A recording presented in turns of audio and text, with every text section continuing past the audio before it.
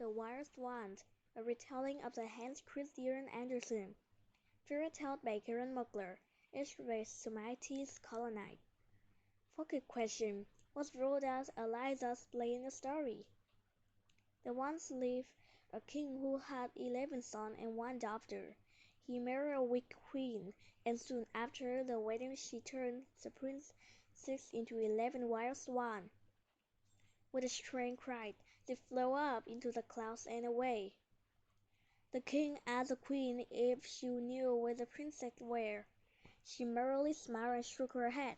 At dusk, the swans returned. They flew through the open bedroom windows of the Princess Eliza. As the sun set, their feathers fell off, and Eliza's 11 brothers stood before her. "By day we fly about as wild swans," said the oldest brother.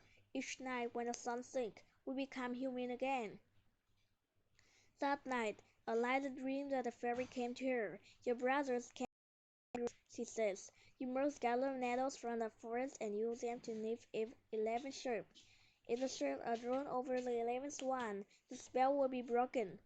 "We won't do," the fairy added. "From the moment you start your task until it is finished, you must not speak. The first word you speak will kill your brother." The princess set out of the forest to begin her work. She gathered many nettles, which burned blisters on her hand. With their nettles, she made yarn for the first shirt. Her brother returned at sunset, and when they saw her hands, the youngest brother wept.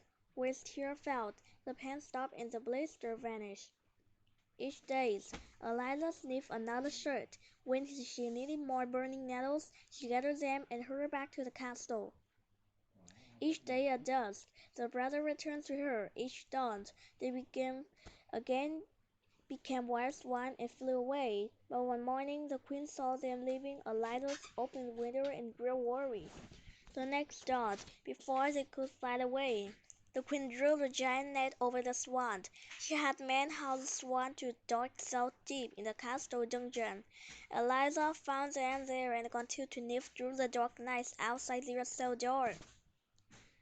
Then the queen announced that there would be the grand feast, rosebuds for everyone in the castle. Only Eliza knew the truth about the feast, and she could not speak it. She continued her task instead. The morning of the feast, 10 shirts lay beside her at her brother's side. She was working hard on the last shirt when the men came to haul the swan away. As the queen unlocked the cell door, Eliza drew the 11th shirt over the swan, then turned into 11 handsome princes. But the youngest brother's shirt was not quite done. He was left into a swan wing instead of an arm. When the king learned the truth about his new wife, he sent guards to arrest her. On the throne they found the vultures. The queen was never seen again. Glossary: dawn, the time by day when the sun begins to rise. Dusk, the time of day when the sun begins to set. Nymph, to make fabric by the looping together yarn or another thread-like material using large needles.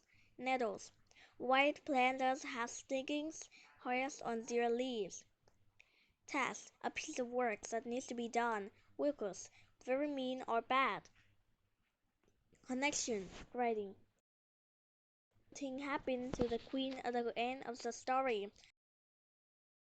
How many shirt sleeves was Eliza able to make for her brothers?